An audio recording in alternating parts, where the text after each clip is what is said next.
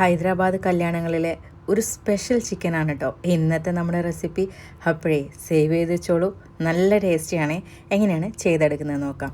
ഈ ഒരു ചിക്കനിലേക്ക് സവാള പൊരിച്ചിട്ടാണ് നമ്മൾ എടുക്കുന്നത്. അതുകൊണ്ട് തന്നെ 2 സവാള ഞാൻ എടുത്തിട്ടുണ്ട്. അത് ഓയിലൊന്ന് നല്ല പോലെ ഗോൾഡൻ ബ്രൗൺ ആകുന്ന രീതിക്ക് നമുക്കിതൊന്ന് വറുത്തെടുക്കാം. വറുത്തെടുത്തതിന് ശേഷം ഇത് നമുക്ക് മാറ്റി വയ്ക്കാം കേട്ടോ. ഇനി അതുപോലെ തന്നെ ഞാൻ നേരത്തെ തന്നെ ഒരു 15 കാഷ്യൂനട്ടും അതുപോലെ തന്നെ ബദാമും ഒന്ന് കുതിർത്ത് വെച്ചിട്ടുണ്ടായിരുന്നു. അത് മിക്സിയുടെ ജാറിലേക്ക് ഇട്ട് കൊടുക്കാം. ഇതിലേക്ക് നമുക്കൊരു 1/3 കപ്പ് ഡെസിക്കേറ്റഡ് കോക്കനട്ട് ചേർത്ത് കൊടുക്കാം. ഇതില്ലെങ്കിൽ തേങ്ങ ചിരവിയിട്ട് അതൊന്ന് വറുത്തിട്ട് ഇതിലേക്ക് ഇട്ട് കൊടുത്താലും മതി. 1/2 കപ്പ് തൈരും ചേർത്തിട്ട് നന്നായിട്ട് ഇതുപോലെ നമ്മൾ അരച്ചെടുക്കണം കേട്ടോ. ഇനി ഞാനിവിടെ ചിക്കൻ എടുത്തിട്ടുണ്ട്. 1 കിലോ ചിക്കനാണ് കേട്ടോ എടുത്തേക്കുന്നത്. ഇത് നന്നായിട്ട് കഴുകി വൃത്തിയാക്കിയതിന് ശേഷം ഇതിലേക്ക് നമ്മൾ അരച്ച കൂട്ട് ചേർത്ത് കൊടുക്കാം. ഇതിലേക്ക് 1/2 ടീസ്പൂൺ മഞ്ഞൾപ്പൊടി, 1 ടീസ്പൂൺ സാധാരണ മുളക് പൊടിയും, 1 ടീസ്പൂൺ കാശ്മീരി ചില്ലി പൊടിയും, 2 ടീസ്പൂൺ കുരുമുളക് പൊടിയും, 1 ടീസ്പൂൺ ഗരം മസാല, 1.5 ടീസ്പൂൺ വീതം ഇഞ്ചി വെളുത്തുള്ളി paste, 1 table spoon soya sauce ചേർത്ത് കൊടുക്കുന്നുണ്ട്.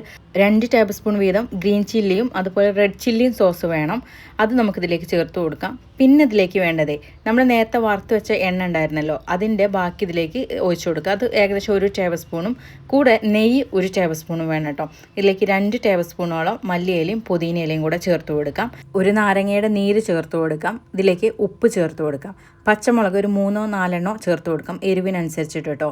പിന്നെ നമ്മൾ നേരത്തെ വറുത്ത് വെച്ചിട്ടുണ്ടായിരുന്ന ആ ഒരു സവാള ഇതിലേക്ക് ചേർത്ത് കൊടുക്കാം. ഒരു വലിയ തക്കാളി അരച്ചതും കൂടെ ഇതിലേക്ക് ചേർത്ത് കൊടുക്കാം. പിന്നെ അവിടുത്തെ ഒരു സ്പെഷ്യൽ ആയതുകൊണ്ട് തന്നെ അവർ കളർ കൂടെ ചേർക്കുന്നുണ്ട് കേട്ടോ. അതുകൊണ്ട് ഞാനും കൂടെ കുറച്ച് ഇതിലേക്ക് കളർ ചേർത്ത് കൊടുക്കുന്നുണ്ട്. അത് വേണ്ട എന്നുള്ളവരാണെങ്കിൽ അത് ഒഴിവാക്കാം. എന്നിട്ട് ഇത് നന്നായിട്ട് നമ്മളിതൊന്ന് മിക്സ് ചെയ്തെടുക്കുക കേട്ടോ. മിക്സ് ചെയ്തെടുത്താൽ മാത്രം പോരാ, നമ്മളിത് ഏകദേശം 2 മണിക്കൂറെങ്കിലും മിനിമം വെക്കണം കേട്ടോ. അതല്ലെങ്കിൽ ഓവർനൈറ്റ് വെക്കണം. ഞാൻ പറയുകയാണെങ്കിൽ ഓവർനൈറ്റ് വെക്കാനേ നിങ്ങളോട് പറയുള്ളൂ കേട്ടോ. കാരണം അതാണ് ഏറ്റവും ബെസ്റ്റായിട്ട് നമുക്ക് കിട്ടുന്നത്. അപ്പോൾ ദേ ഞാനിത് ഫ്രിഡ്ജിലായിരുന്നു വെച്ചിട്ടുണ്ടായിരുന്നത്. അതിനുശേഷം പിറ്റേന്നാണ് ഇത് എടുക്കുന്നത് കേട്ടോ. ഇനി നമുക്ക് ഒരു ചട്ടിയിലേക്ക് കുറച്ച് എണ്ണ ഒഴിച്ച് അതിലേക്ക് കറിവേപ്പില ഇട്ട് അതിൻ്റെ മുകളിലേക്ക് നമുക്ക് ചിക്കൻ പുരട്ടി വെച്ച ആ ഒരു പാത്രം കുറച്ചൊന്ന് കഴുകിയിട്ട് ആ വെള്ളം കൂടെ ഇതിലേക്ക് ഒഴിച്ചു കൊടുത്തിട്ട് അടച്ച് വേവിക്കാം. ഇത് വേവിക്കുന്നിടത്തും കുറച്ച് ശ്രദ്ധിക്കാനുണ്ട്. അത് വേറെ ഒന്നുമല്ല, നമുക്ക് ഇത് ഏകദേശം ഒരു 45 മിനിറ്റോളം കുക്ക് ചെയ്തെടുക്കണം കേട്ടോ. അതായത് ഇപ്പോൾ കണ്ടല്ലോ ഇതിൻ്റെ ഒരു അവസ്ഥ ഈ ലെവലിലായിരിക്കും ഉണ്ടാവുക. ഇടയ്ക്കിടയ്ക്ക് ഇളക്കാനായിട്ട് പ്രത്യേകം പറയേണ്ട ആവശ്യമൊന്നുമില്ലല്ലോ. ഇടയ്ക്ക് ഇങ്ങനെ തുറക്കുക ഇളക്കുക ഇങ്ങനെ ചെയ്തുകൊണ്ടിരിക്കുക. ഇപ്പോഴൊന്നും ഇതിൻ്റെ പാകമായിട്ടില്ല കേട്ടോ. 45 മിനിറ്റ് കഴിയുന്ന സമയത്താണ് ഇതുപോലെ എണ്ണ തെളിഞ്ഞ് മുകളിലേക്ക് വരും. ഇതാണ് ശരിയായ ഇതിൻ്റെ പാകം കേട്ടോ.